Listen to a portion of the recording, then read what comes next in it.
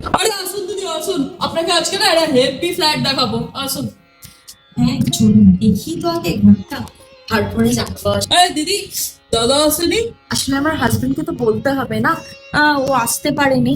যাই হোক চলুন তালাটা খুলুন। দাদারা হেভি লাগবে কিন্তু, আসুন। তালাটা খুলছি। ঘরটা এমনিতে তো বেশ ভালোই লাগছে, চলুন দেখি ভেতরে গিয়ে, তারপরে আমি আসলে কনফার্ম করে বলতে পারবো।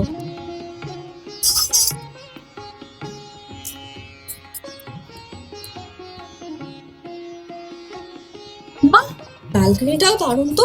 আমার কিন্তু বেশ পছন্দ হয়েছে ফ্ল্যাটটা। এক মিনিট দাঁড়ান, আমি আমার হাজবেন্ডকে ফোন করে একটু কথা বলে নিই। ঠিক আছে ঠিক আছে, কথা বলে নিন। হ্যাঁ হ্যালো, বলছি শোনো না, একটা ফ্ল্যাট দেখেছি বুঝলে, খুব পছন্দ হয়েছে, দারুণ ফ্ল্যাটটা। আর ভাড়াটাও বলছে বেশ কম। বলছি ফ্ল্যাটটা আমাদের পছন্দ হয়েছে, আমি অ্যাডভান্সটা আপনাকে করে দিচ্ছি। চটপট করে আপনি বাড়ির মালিকের সাথে কথা বলুন, আর আমি কাল পরশুর মধ্যেই শিফট করে যাব। বলছি দিদি, অ্যাডভান্সটা তাহলে পে করে দেবেন। আসি আজকে, আর অ্যাডভান্সটা আমি আপনাকে পাঠিয়ে দিচ্ছি। আমি আপনাকে চাবিটা হ্যান্ড ওভার করে দেবো আজকে বিকেলের মধ্যে। চলুন।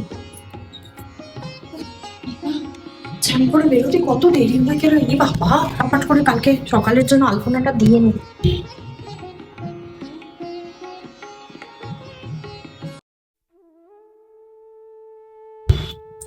এ বাবা, তো প্রায় সন্ধে হয়ে এলো।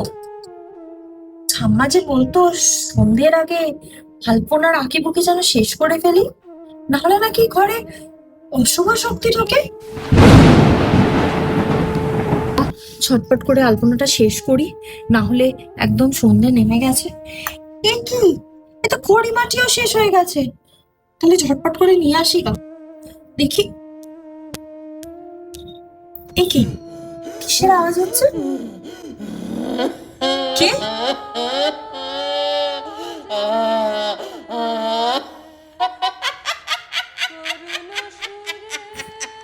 কে ওখানে?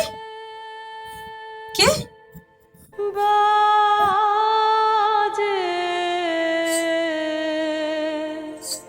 করুণ সুরে